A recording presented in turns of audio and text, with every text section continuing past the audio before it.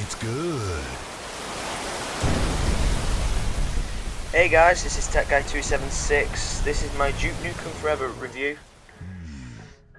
I've recently picked up Duke Nukem Forever for £1 at my local game shop in Wigan. It's called Games and More. That was fun. Was it good for you, baby? This game, Duke Nukem Forever, is infamous for being the longest game to be ever in development. 12 years in development by many different companies, and then eventually two studios came across it and picked up the rights for the game. And then they continued where they left off. Duke Nukem was a 1990s franchise that was witty, funny, and all around a good round first-person shooter at the time. It was always an over-18s game because of the sexual nature of the jokes.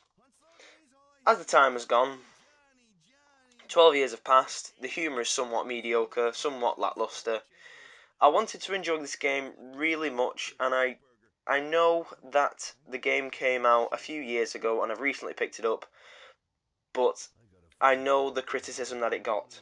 From everywhere, from IGN, from GameSpot, for game trailers, from everywhere. And I know that everyone really wanted to enjoy the game, but sadly it just fell apart. The shooting in the game isn't really that fantastic. There's enemies upon enemies, ranging from like small ones that advance to you cover by cover, and then there's reckless ones which run at you at speed, and they'll quickly kill you, and you've got to kill them before they reach you. So there's a few scripted moments in the game that are terrible, poorly executed. There's a stage where you're in a lift and some woman is tragically trying to get up, and you go over to help, and then eventually the lift starts falling, as it obviously is in any video game, in any climactic scene. And then there's scenes where, well, there's parts of the game where you shrink yourself down to like an action figure size, and it's just terrible, and you don't really know why you're an action figure size. It's tedious. All you're doing is driving round in a little buggy around the giant world, trying to progress to the different area, and then there's ramps, there's stairs to climb up. For a brief moment, it's a breath of fresh air when you get out the dune buggy, and there's platforming elements, jumping on seats, roulette, couches to press the switch on the wall. But this is very cheap. I'd say these moments in the game are just something to extend the gameplay by, say, 10-20 minutes. And I'm not saying that it's just awful. All it seems like it's just, oh, we've got this idea, let us shrink yourself down. Duke Nukem Forever.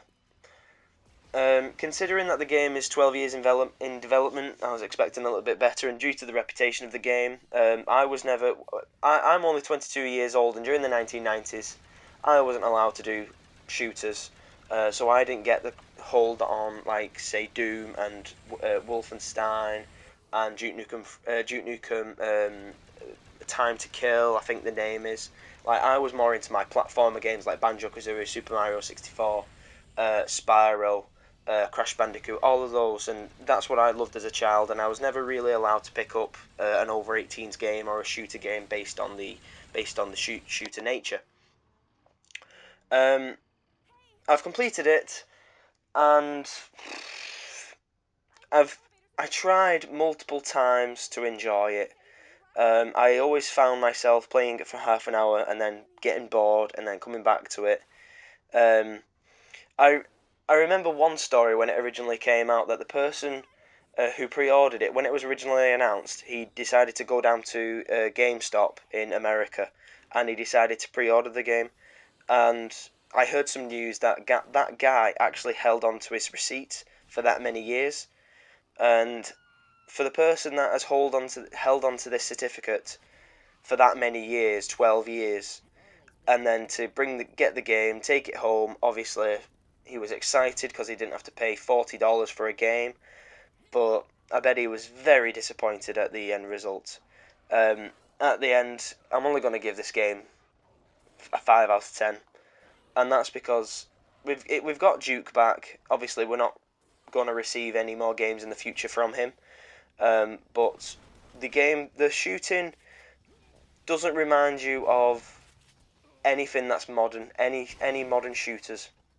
It reminds you of the 2D left and right, no up and down, left and right shooter mechanic that was normally used in Doom, where you could only look left and right, and there was no emphasis, there was no action that your character would do.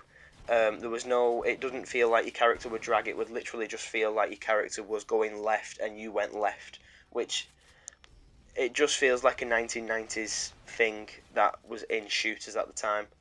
Obviously, games have developed now. Games have come a long way. Call of Duty, it feels like there's a bit of drag when you're moving left and right, but not in Duke Nukem and not in the previous titles such as like the 1990s, like Doom and Wolfenstein. Yeah, I give this a game solid 5 out of 10. And thanks for listening, guys. And